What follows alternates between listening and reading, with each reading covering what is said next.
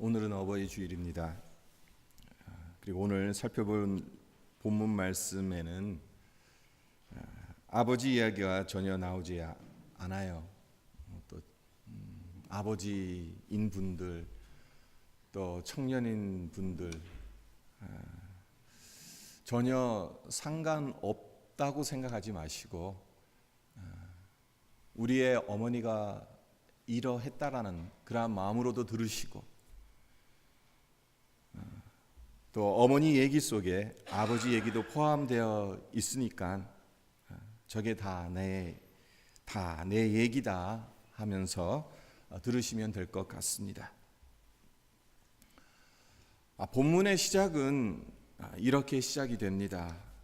3년이 넘도록 이스라엘의 흉년이 들어서 나라 전체가 거의 빈사 상태에 놓이게 됩니다. 문제는 왜 이렇게 기근이 오래 계속되는지 다윗이 그 이유를 알 수 없었다는 겁니다. 그래서 그 원인을 가르쳐 달라고 하나님 앞에 간절히 기도하죠. 그리고 마침내 하나님의 응답을 받습니다. 그런데 하나님께서 말씀해 주신 기근의 원인이 전혀 생각지도 못한 것이었습니다.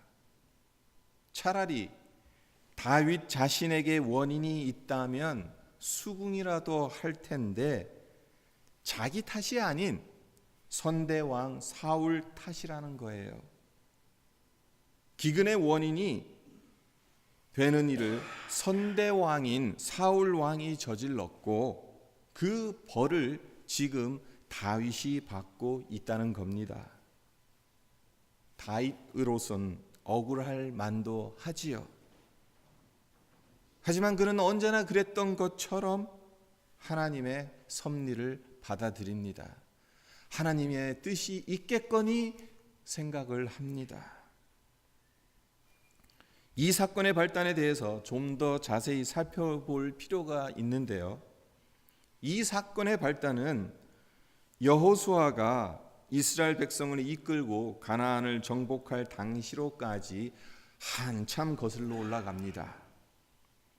여호수아 9장을 보면 기브온 주민들이 여호수아와 이스라엘 백성들을 속이고 평화 조약을 맺습니다.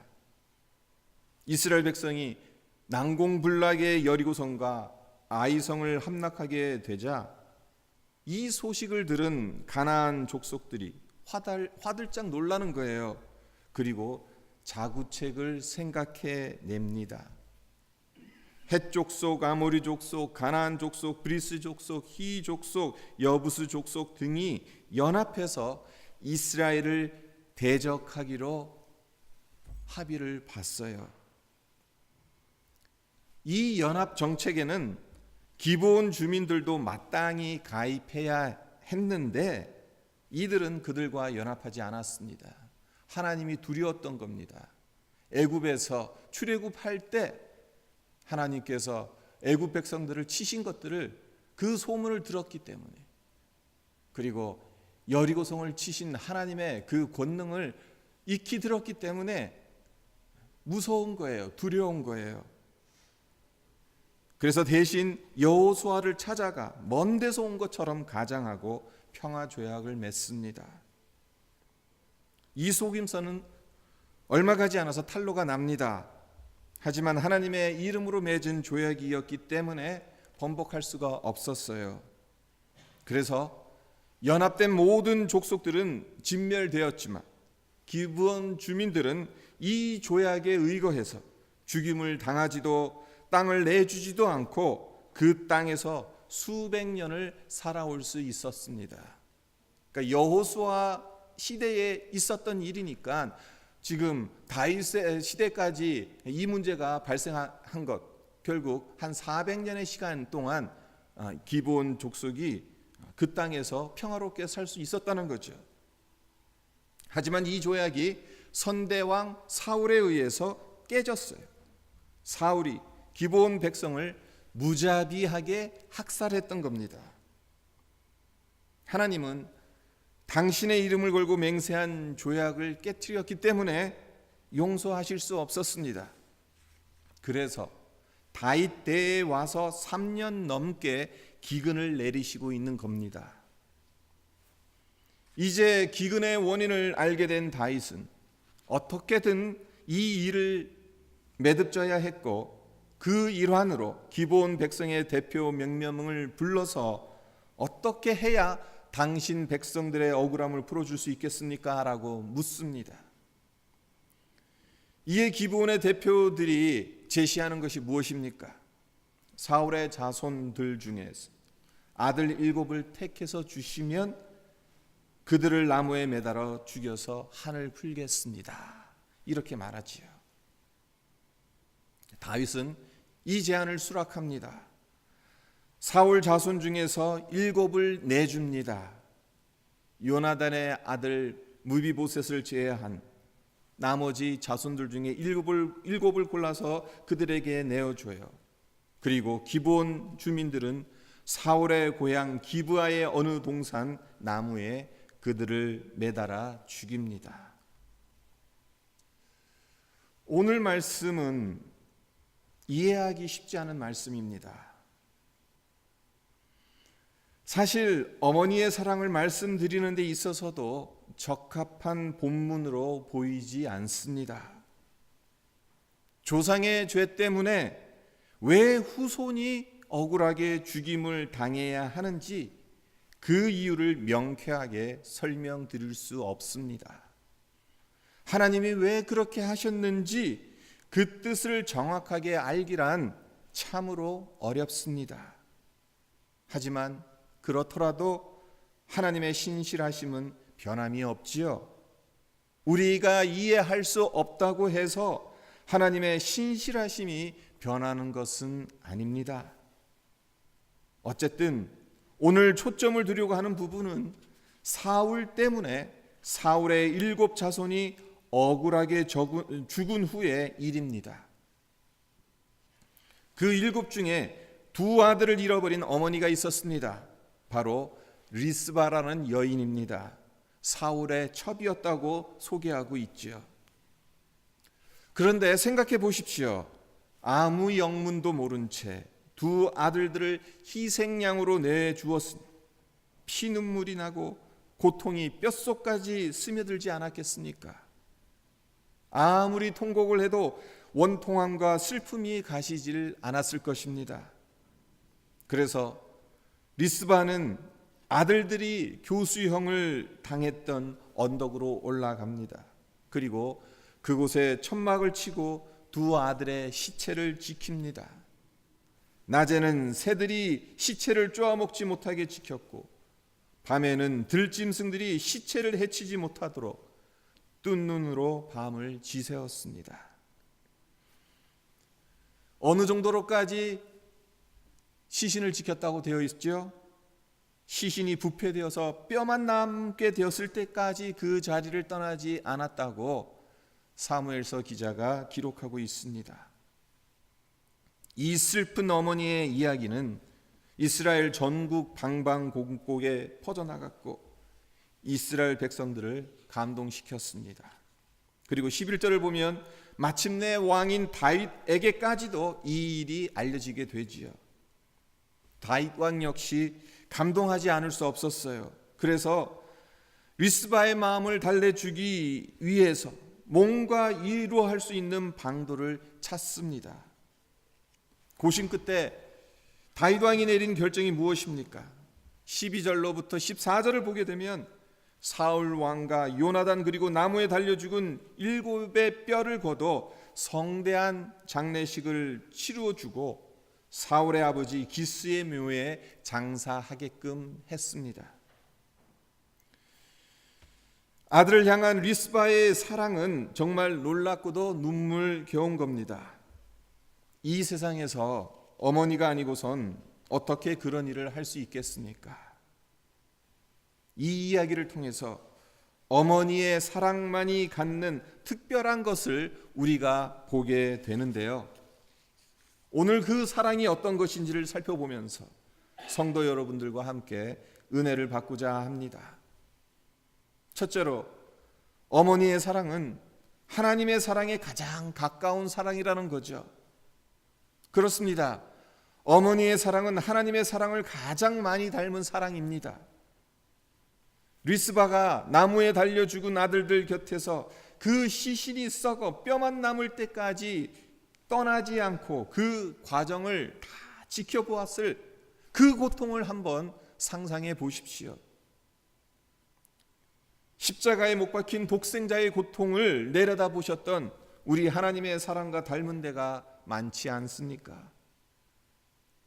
우리가 원수 되었을 때 하나님이 먼저 우리를 불러주셨고, 우리가 아직 죄인 되었을 때 우리를 대신해서 자기 아들을 내어주시기까지 하신 사랑이 하나님의 사랑입니다.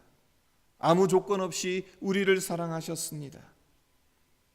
이와 같이 하나님의 사랑에 가장 근접한 사랑, 하나님의 사랑이 어떠한 사랑인지를 가장 명확하게 보여주는 사랑, 그것은 어머니의 사랑입니다.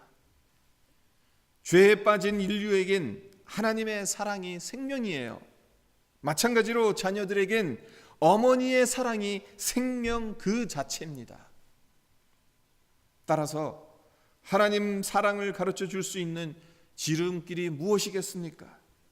어머니의 사랑이지. 어머니의 사랑을 잘 이해하는 사람은 하나님의 사랑도 금방 깨달을 수 있습니다. 세월이 흐르면 흐를수록 점점 두려워지는 게 있습니다.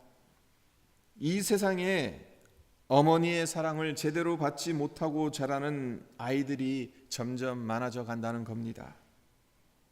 비근한 예로 오늘날은 부부가 맞벌이하는 것이 당연시되어서 어린아이들이 어머니가 아닌 양육기관에 맡겨져서 하루의 대부분을 보냅니다. 그러니 어머니의 사랑을 충분히 받을 수 없겠지요. 물론 그런 아이들이라고 해서 또는 어머니를 일찍 여의었다고 해서 모두 잘못되는 것은 아닙니다. 어머니의 사랑을 받은 사람 이상으로 풍성한 사랑을 베풀며 살아가는 사람도 많아요. 그러나 그것은 특별한 경우이지 일반적인 것은 아닙니다.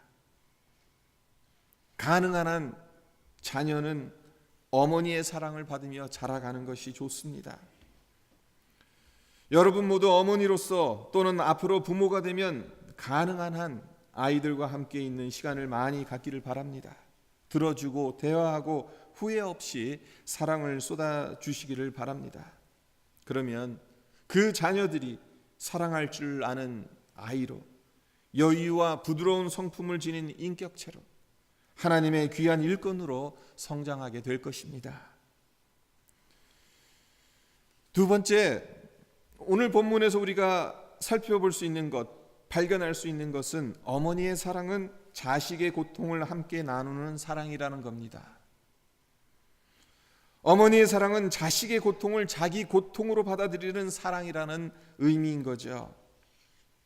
리스바는 두 아들의 수치와 고통을 함께 나누었습니다. 이것을 부끄러움으로 생각하지 않았어요. 나무에 달려 죽었다라는 것, 이것은요 그 당시 사람들에게는 최고의 수치이고 최고의 저주입니다. 그렇기 때문에 나무에 달려 저주스러운 죽음을 보게 되는 다른 모든 사람들은 모두 침을 뱉고 갔을 거예요. 하지만 이 어머니만큼은 자식의 수치와 고통을 함께 겪으며 그 자리를 떠나지 않았습니다. 루드야드 키플링이라는 시인이자 소설가가 있습니다. 우리에게 잘 알려져 있는 책이 무엇이냐? 정글북이에요. 정글북을 쓴 분이 이분인데, 그리고 영국 최초로 노벨 문학상을 수상한 사람이기도 한데, 이분이 이 이야기를 소재로 삼아서 쓴 시가 있습니다. 만일 내가 가장 높은 언덕 위에서 목이 매달려 죽는다면 어머니, 오 나의 어머니, 마지막까지 변함없이 나를 사랑할 자 누구인지 내가 압니다. 오 어머니, 나의 어머니. 이 시가 노래하는 것처럼 모든 사람이 버리고 떠난다 하더라도 어머니의 사랑은 변함이 없습니다. 굳이 설명을 하지 않더라도 자녀의 고통에 동참하는 모정은 위대한 것입니다. 지난 주일에도 말씀을 드렸습니다마는 성 어거스틴의 어머니 모니카가 명언을 남겼지요. 기도하는 어머니의 자녀는 결코 망하지 않는다. 그런데 이 말이 어떻게 해서 나온지 아십니까? 어거스틴이 부모의 속을 무진장 썩혔어요. 젊었을 때 얼마나 방탕하게 살았는지 모릅니다. 대도시로 유학을 보내놨더니 하라는 공부는 안 하고 이름 모를 여인과 동거를 시작해서 19살에 아들을 낳지를 않나? 자기 스스로 정욕에 넘친 사랑의 계약이라고 표현한 동거를 15년 동안 계속하지를 않나? 그리고 육체적인 욕망에서 헤어나오지 못했던 그 와중에서도 모순적이게도 금욕을 중시하는 마니교라는 이단에 빠지지를 않나? 어거스틴은 영적, 육체적으로 깊은 방황을 하고 있었습니다. 이것을 그의 어머니 모니카가 모를 리 없었잖아요. 그런데도 잔소리하고 야단치기보다는 어거스틴을 위해 하나님께 매달리며 눈물로 기도했습니다. 따라서 기도하는 어머니의 자녀는 결코 망하지 않는다. 이 말은 어거스틴의 방황에 함께 동참하면서 얻은 산 체험의 간증인 셈입니다. 결국 모니카의 눈물의 기도는 아들 어거스틴을 변화시켜서 위대한 신학자로, 성자로까지 만듭니다. 그렇습니다. 바로 이게 어머니의 마음일 것입니다. 자식의 고통을 자기 고통으로 여기는 사랑, 이 세상에 어머니 사랑밖에는 없을 것입니다. 자녀들을 키우시는 부모 여러분, 그리고 이제 곧 부모가 될 분들, 여러분에게는 자녀의 실패를 치유할 수 있는 능력이 있습니다. 자녀의 고통을 기쁨으로 변화시킬 수 있는 능력을 가지고 있습니다. 리스바와 같이 자녀의 고통에 동참할 때 어머니의 사랑만이 갖는 힘, 이 위대한 사랑의 힘이 우리 자녀들을 믿음의 사람으로 자라가게 하는 자양분이 될 것을 믿으시기를 바랍니다. 셋째로, 어머니의 사랑은 뜻을 가진 사랑이라는 거예요. 리스바가 죽은 아들들의 시신이 썩어서 뼈만 남을 때까지 그 곁을 지킬 수 있었던 것은 그에게 강한 의지가 있었기 때문입니다. 어떤 의지가 있었습니까? 자식의 죽음을 헛되게 하지 않겠다는 의지입니다. 조상의 죄 때문에 죽었지만 아들들의 죽음이 개 죽음 되게 해서는 안 된다라는 강한 의지가 있었던 겁니다. 결국 그 사랑의 의지는 다윗으로 하여금 성대한 장례를 치르게끔 하였지요. 보상을 받은 겁니다. 그리고 리스바에게는 또 다른 강한 의지가 있었어요.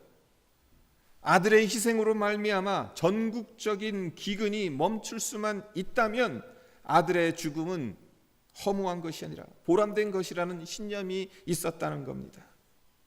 10절을 보십시오. 10절을 자세히 보시면 리스바가 언제까지 두 아들의 시체를 지켰다고 하죠? 비가 시체에 쏟아지기까지라고 되어 있어요. 교수형에 처한 때가 언제냐? 볼이 첫 수확을 거둘 때거든요. 봄이었어요. 그리고 언제까지 이 시체를 지켰느냐? 시체에 비가 쏟아지기까지. 언젠지는 몰라요. 정확하게 몇 개월이 지났는지 모릅니다. 하지만 중요한 것은 비가 쏟아지기까지 그 시체를 지켰다라는 사실입니다. 3년 동안 비 한 봉을 내리지 않았습니다. 그런데 비가 시체에 쏟아질 때까지 그 자리를 떠나지 않았다는 겁니다. 이게 무슨 말이겠습니까? 하나님께서 비를 내려주실 때까지 아들들의 시신을 지켰다라는 거죠. 자식의 죽음을 헛되게 하지 않겠다는 강한 의지가 그 안에 내포되어져 있는 것 아니겠습니까? 하나님, 비를 내려주십시오. 나의 자식이 허무한 죽음, 개 죽음이 되지 아니하도록 다윗 왕이 기브온 족속에게 7 자손을 내어 주었으니까 이제 비를 내려 주십시오. 우리 아들의 죽음이 헛되지 않게 해 주십시오. 결국 그 시체이로 비가 쏟아졌어요.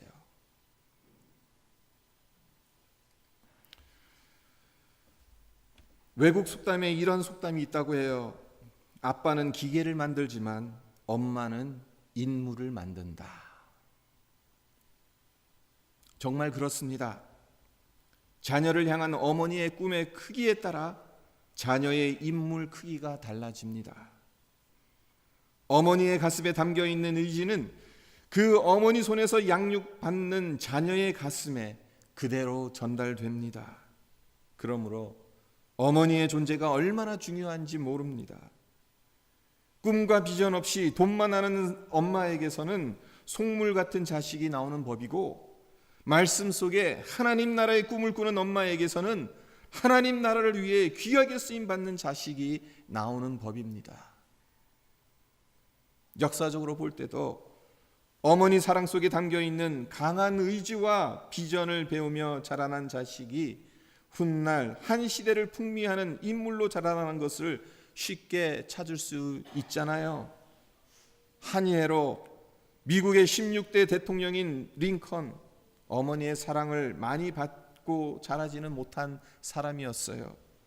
링컨이 9살 때에 그의 어머니가 세상을 떠났습니다.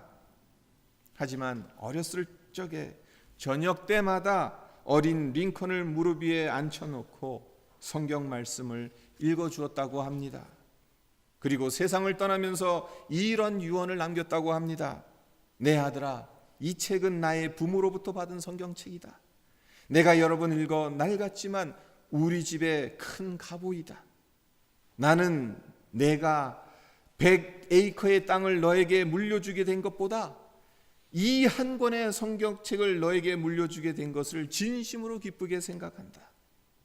내가 이 지혜의 말씀을 듣고 이 책대로 살기만 한다면 내가 100만 에이커의 대지주가 되는 것보다 나는 더 기쁘겠다. 사랑하는 아들아, 성경을 읽고 성경 말씀대로 살아가는 사람이 되어다오. 하나님을 사랑하고 이웃을 사랑하는 사람이 되어다오. 이것이 나의 마지막 부탁이다. 링컨이 훗날 어머니를 회고하면서 쓴 글 중에 이런 글이 있습니다. 하나님이여, 내 어머니를 축복하소서. 오늘의 나의 전부, 그리고 내일의 내가 소원하는 전부는 다 천사 같은 어머니로부터 온 것입니다. 링컨이 얼마나 많은 실패를 겪었는지 몰라요. 우리는 대통령 된 것만 알고 있거든요. 근데 대통령 되기까지 얼마나 많은 시련을 당했는지 몰라요. 그런데도 그것을 꿋꿋이 이겨내고 극복했던 그 힘은 어디서 왔느냐? 바로 이 어머니의 영향력이 있었다라는 겁니다. 어머니의 존재, 특별히 꿈이 얼마나 중요한지를 보여주는 예를 한 가지만 더 들자면요. 나폴레옹이 프랑스를 다스리기 시작한 지 얼마 안 되었을 때의 일이라고 합니다. 그때는 혼란기였는데 사회적으로 매우 부패하고 타락했습니다. 이를 보다 못한 나폴레옹이 이런 말을 했다고 합니다. 지금 프랑스에서 가장 필요한 게 뭔지 아는가? 선한 어머니들이야. 나폴레옹의 이 말이 의미하는 바가 무엇이겠습니까? 선한 뜻을 가진 어머니, 진정으로 자녀를 꿈을 가지고 키울 수 있는 어머니가 많이 있었더라면 나라가 이 모양 이 꼴이 되지는 않았을 것이라는 겁니다. 또한 동시에 국가를 위기에서 건져낼 수 있는 힘은 선한 어머니들의 손에 달려 있다는 얘기이기도 합니다. 성도 여러분, 믿음의 가정에서 임무를 제대로 채우지 않는다면 이 세상에는 희망이 없습니다. 그렇다면 우리의 자식 사랑은 어떻습니까? 정말 깊은 뜻이 있습니까? 비전이 있습니까? 꿈이 있습니까? 꿈이 없는 자식 사랑은 짐승들도 할 수 있어요. 짐승에게도 모성애가 있어요. 어떨 때는 사람보다 더 숭고한 모성애를 발휘합니다. 하지만 짐승과 사람의 가장 큰 차이점이 무엇입니까? 짐승에게는 꿈이 없어요. 자기 자식 사랑하는 것 본능적이지만 그 안에는 꿈이 없다는 것입니다. 우리는 말씀을 통해서 자녀를 향한 하나님의 깊은 뜻을 깨달아야 하는 자들입니다. 자녀를 위한 꿈을 꾸고 거룩한 소망을 품어야 하는 자들인 겁니다. 오늘 어버이 주일을 맞이하면서 어버이의 은혜에 감사하자는 말씀 드리지 않았습니다.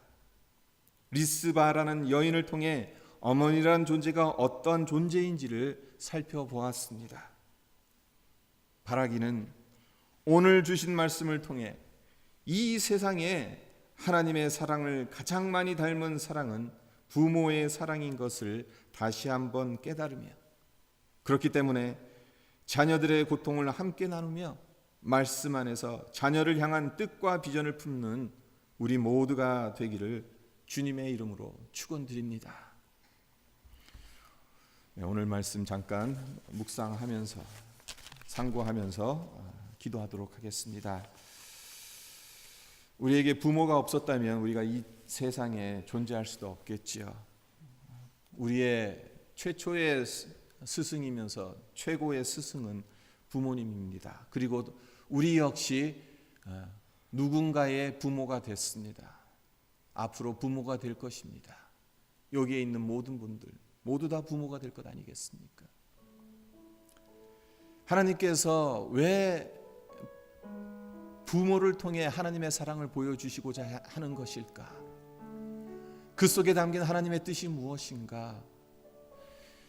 리스바라는 이 여인, 두 아들을 잃어버린 이 여인의 그 심정은 하나님의 심정과 비슷하지는 않았을까? 독생자 예수 그리스도를 나무에 못 박아 죽이까지 하신 그 아버지의 사랑, 이것을 리스바라는 여인의 그 아픔을 통해서 우리에게 보여주고 있는 것은 아닐까요? 어버이 주일을 맞이했지만 우리가 과연 하나님 다음으로 우리가 정말 사랑해야 되고 존경해야 되고 공경해야 될 분이 부모님들인데, 그 부모님들이 없었다면 우리가 이 자리에 있을 수 없었을 텐데, 그 부모님들이 하나님 다음으로 나를 그렇게 사랑해 주셨다는 것인데, 그리고 내가 아플 때 같이 아파해 주셨고 내가 힘들 때 같이 힘들어하면서 같이 그 자리에 있어 주셨다는, 그리고 어느 누구보다도 나를 향한 나의 인생을 향한 그 꿈과 뜻이 있었다는 그 부모님의 사랑, 그 은혜를 우리가 다시 한번 생각해보고, 또한 우리가 이제 부모된 자들로서 정말 이 사랑, 이 은혜를 우리가 끼칠 수 있는지 우리가 생각해보는 시간이 되었으면 합니다. 우리 함께 기도드리겠습니다. 아버지 감사합니다. 주님께서